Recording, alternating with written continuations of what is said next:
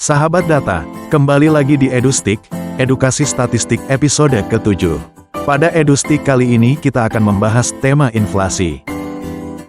Tahukah kamu, mengapa dulu dengan uang Rp1.000 kita sudah bisa mendapat 3 buah gorengan, tetapi sekarang hanya 1 gorengan? Atau dulu jasa potong rambut hanya Rp5.000, tetapi sekarang sudah Rp10.000? Hal ini bisa terjadi karena adanya fenomena inflasi. Apa itu inflasi?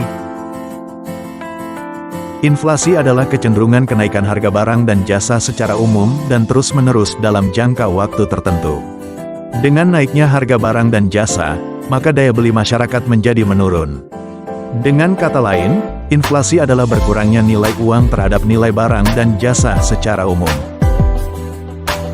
BPS merupakan instansi pemerintah yang diberi kewenangan untuk menghitung inflasi dan melakukan rilis setiap awal bulan. Bagaimana cara menghitung inflasi? Inflasi dihitung melalui pendekatan Indeks Harga Konsumen. IHK adalah indeks yang mengukur perubahan harga eceran barang dan jasa secara umum, yang diwakili oleh sekeranjang barang dan jasa yang memiliki proporsi paling besar dan penting dalam pengeluaran rumah tangga. Persentase perubahan IHK positif disebut inflasi. Persentase perubahan IHK negatif disebut deflasi. IHK diperoleh dari survei harga konsumen atau SHK yang rutin dilakukan oleh BPS pada pasar terpilih. SHK menggambarkan perubahan harga dari sejumlah barang dan jasa yang dikonsumsi secara umum oleh masyarakat. Komoditas apa saja yang disurvei? Ini ditentukan dari survei biaya hidup atau SBH. Survei ini dilakukan 5 tahun sekali. SBH dilakukan sebagai bahan dasar pembaharuan paket komoditas dan diagram timbang di suatu kota. Perhitungan IHK yang dilakukan oleh BPS menggunakan metode Modified Last Payers.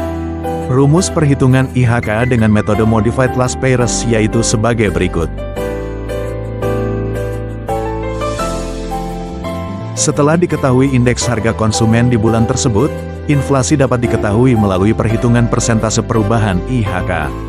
Umumnya, persentase perubahan tersebut dibagi dapat menjadi 3, yaitu month to month atau inflasi bulanan, year to date atau inflasi tahun kalender, dan year on year atau inflasi tahun ke tahun.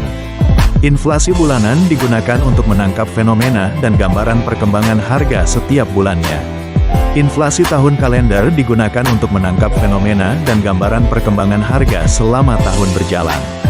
Inflasi tahun ke tahun digunakan untuk menangkap fenomena dan gambaran perkembangan harga selama setahun terakhir.